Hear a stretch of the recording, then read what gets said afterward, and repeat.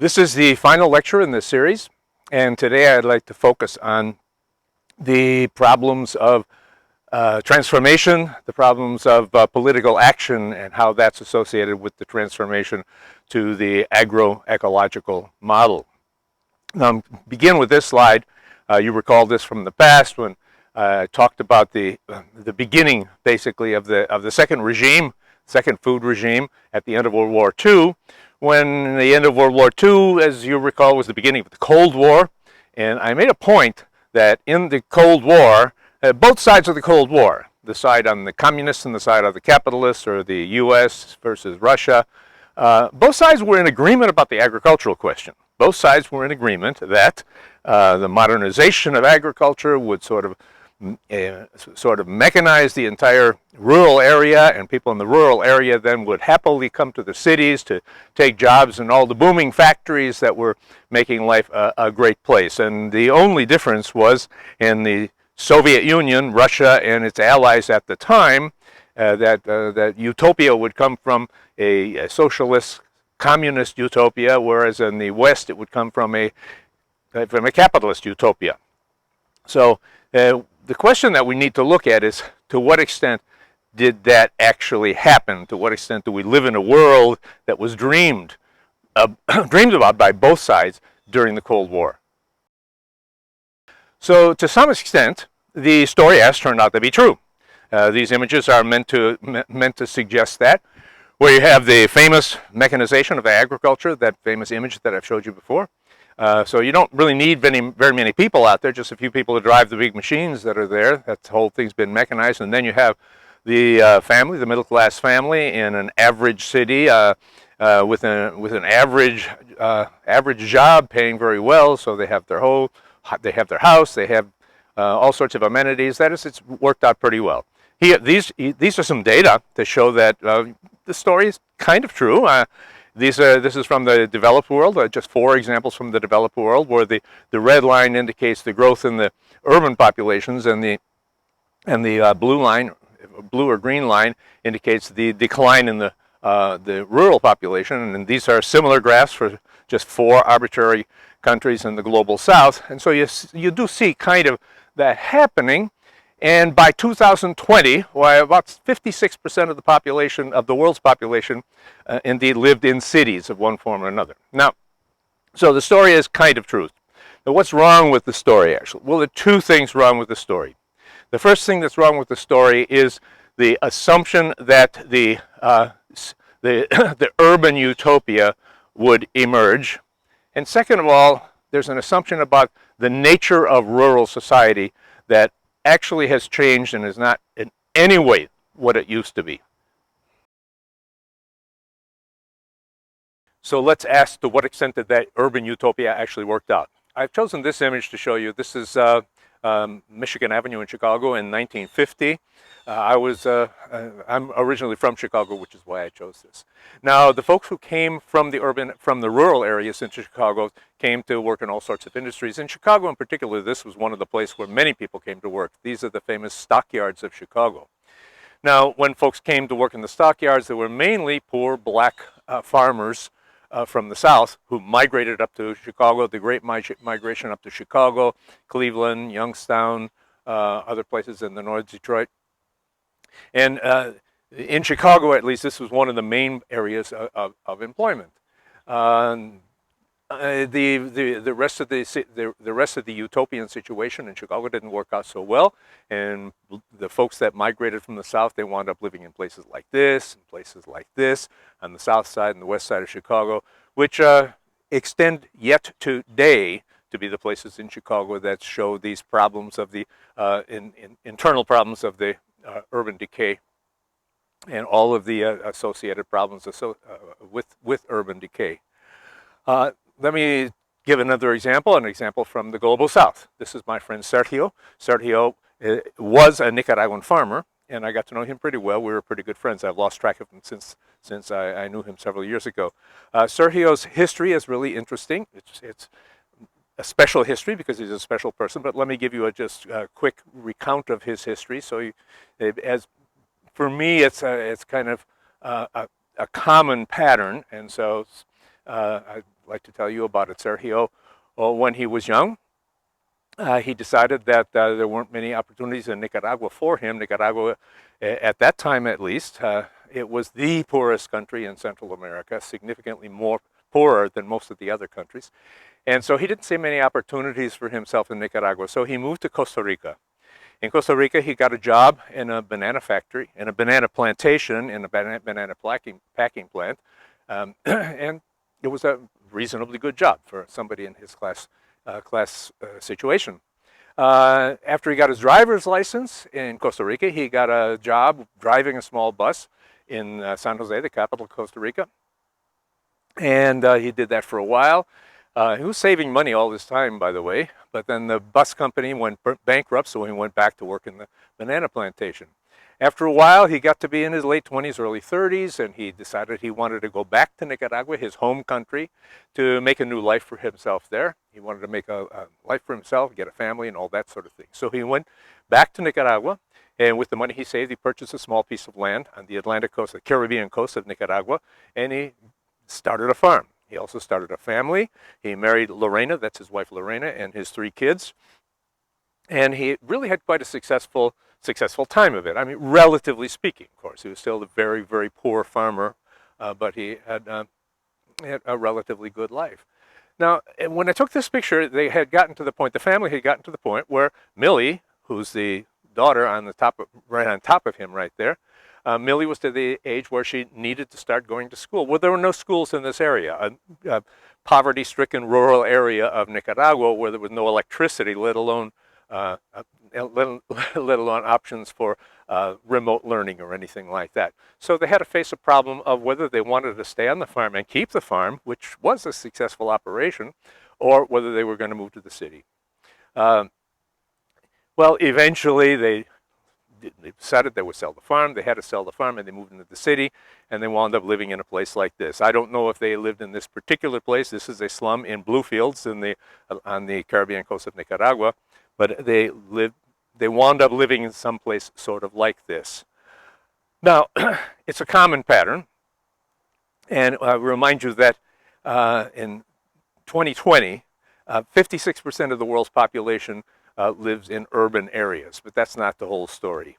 Of that 56% of the population, 42% are urban, and I put that in quotes to imply that they live in urban areas that are not in slum-like conditions, which leaves about 14% of the population living in urban slums.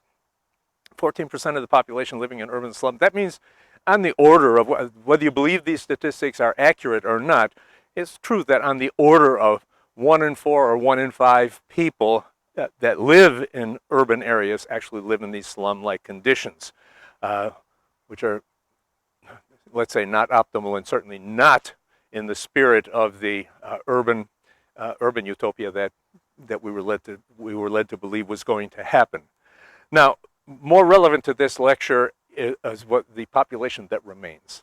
As a matter of fact, where we are right now, 44% of the world's population remains rural. That is a figure that, in a sense, needs explanation. By now, the general narrative, the post-World War II narrative, where we entered into that second regime, that narrative had it that most of the rural society was going to disappear.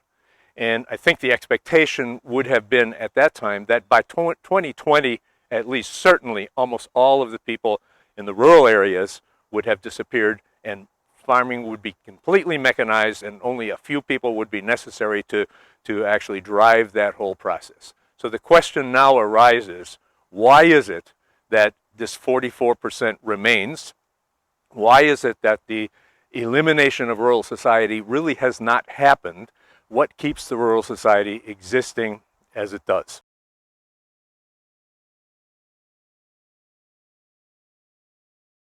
In trying to understand this question, trying to deal with this question, which remains a persistent question, it seems to me, that one that historians should be, and I think are, interested in. But one of the ways of interpreting this comes from this rural economist from the Netherlands, Jean van der Ploeg, who's at the University of Wageningen in the Netherlands. And what he did was he did a study of peasants. Well, he didn't, yes, he's been studying peasant agriculture in the Netherlands and in China, actually, for quite some time now. But what he did was he kind of rediscovered or popularized the ideas of Alexander Chayanov. Alexander Chayanov was a Russian agricultural economist.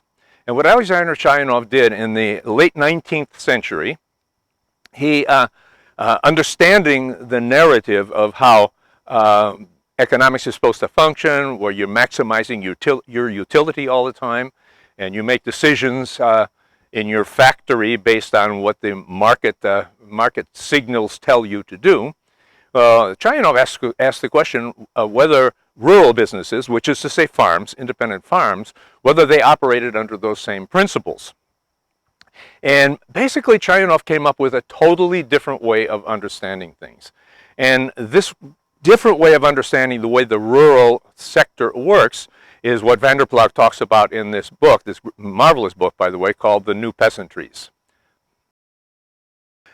Now, to see what Chayanov had to say, I want to go back to this graph, a graph that comes from a previous lecture when I was talking about complex systems. And you recall, hopefully, this graph where I talked about what tomato producers in Costa Rica told me when I asked them how much of their farm would they use to produce tomatoes given a particular price of tomatoes, expecting that, of course, there would be a direct positive relationship between the cost and the market of tomatoes and how much land they would put in production. And what we found was that, as a matter of fact, it's not that way. Well, they increase at first, but when the price gets too high, they decrease. And asking them why, you'll recall, they all said the same thing. They said, well, because if the price gets too high, the market will fall.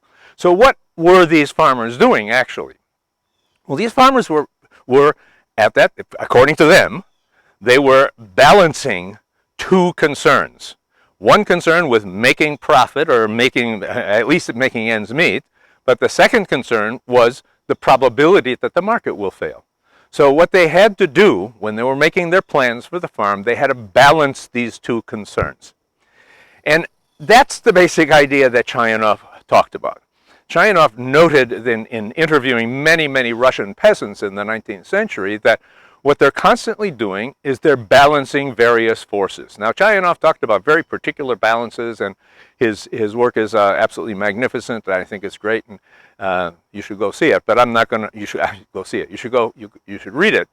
But the spirit of Chayanov, really, for me, the spirit of Chayanov was in realizing that agricultural producers, maybe this applies to other people also, but at least agricultural producers, what they're doing when they're deciding what to do with their farm, they're not just deciding they want to maximize their production or whatever. They're deciding all sorts of things, all at the same time.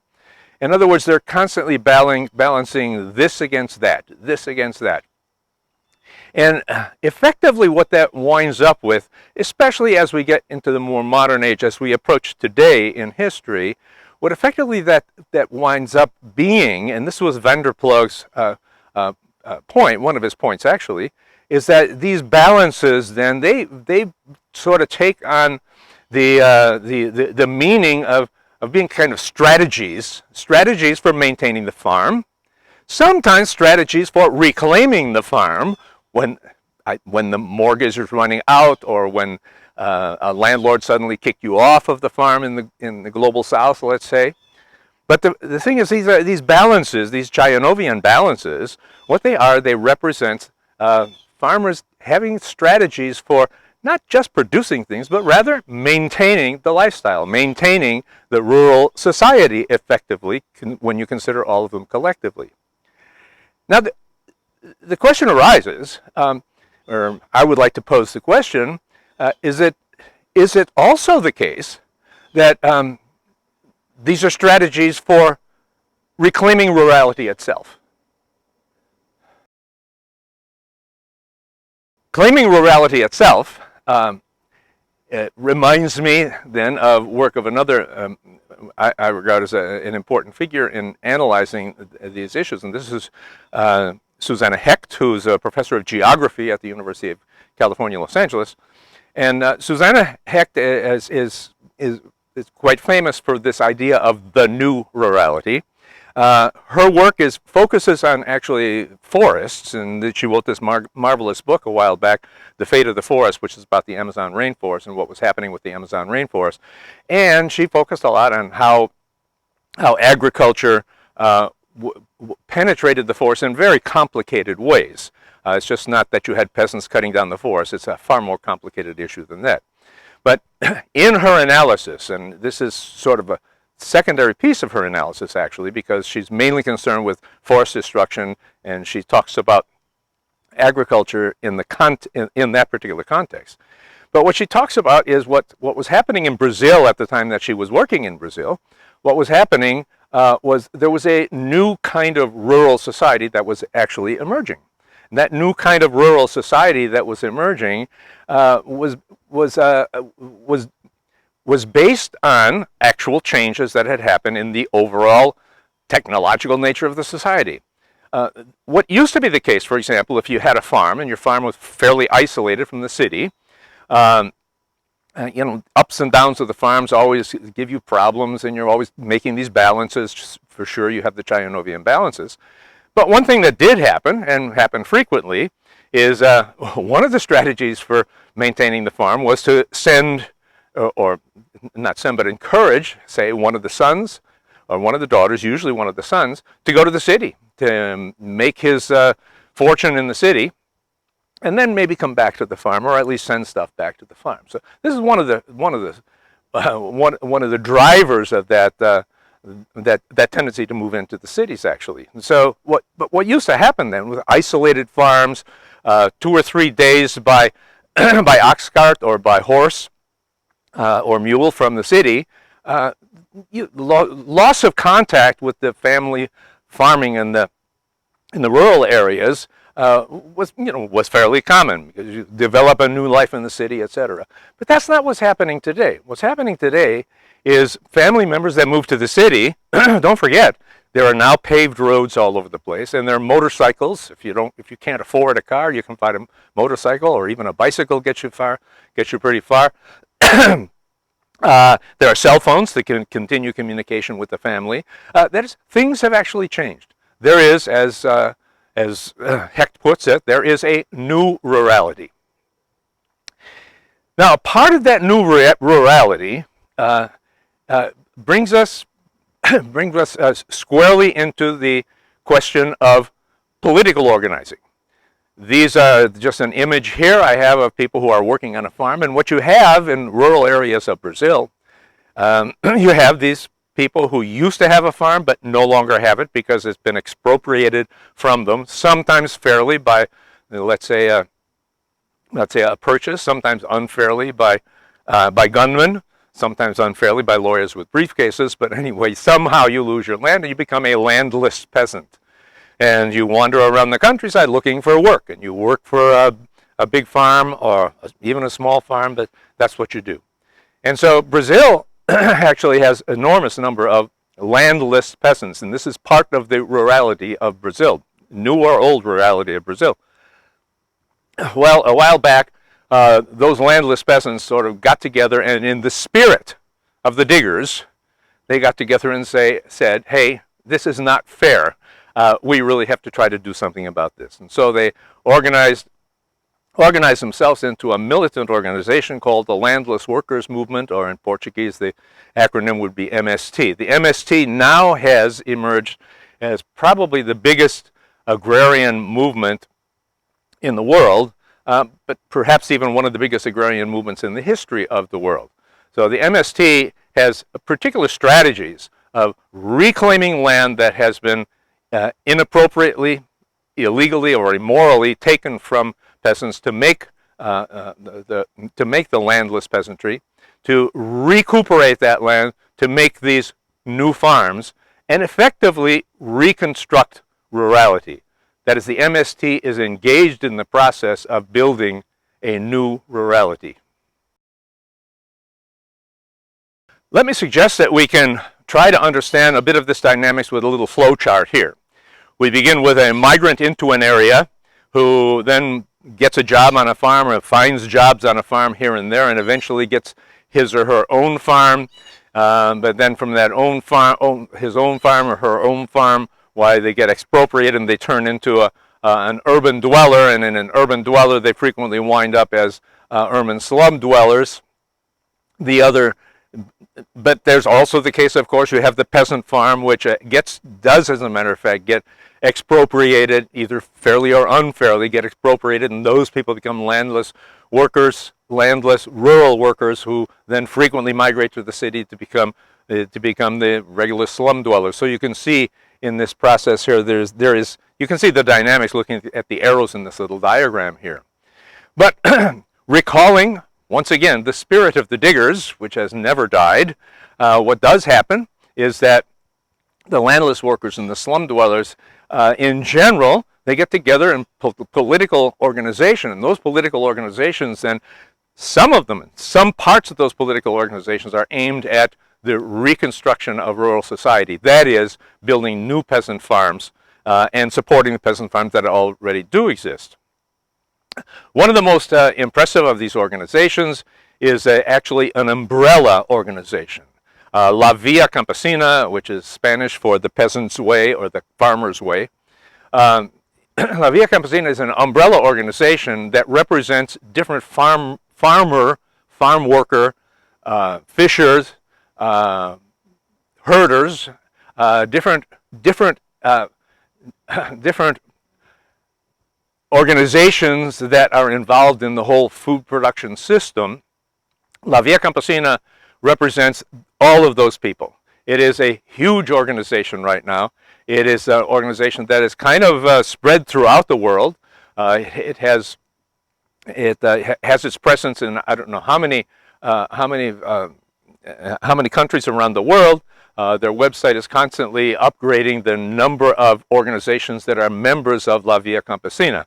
La Via Campesina is overtly political, and they taking on the role of demanding, sort of at the street level, but they're usually in rural areas, demanding changes in agrarian law, demanding changes which will favor this small peasant farmer. And when I say peasant farmer, some other places wouldn't say peasant, they would say small-scale farmer, but anyway, mostly La Via Campesina now is proudly retaining the word peasant as something which is not pejorative at all. It means small-scale farming operation. One of the things that is most impressive about La Via Campesina and this whole movement in the past 10, 15 years or so, they have come to an analysis of what the problem with food and agriculture is, well, the various problems with the food and agricultural system. And they have come up with an idea, sort of a motivating or unifying idea, and that is the idea of food sovereignty.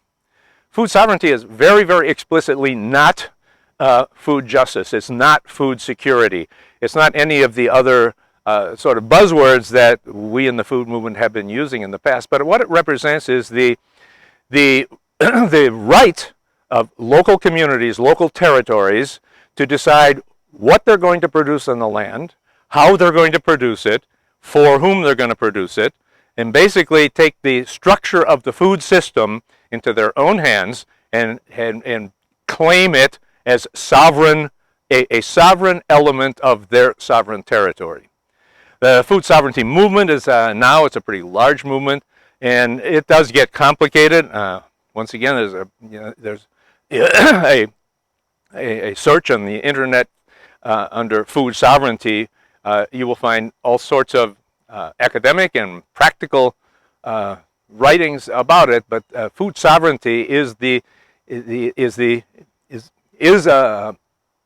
a slogan, really, that I think really encapsulates what the agroecological movement has been looking for a long time.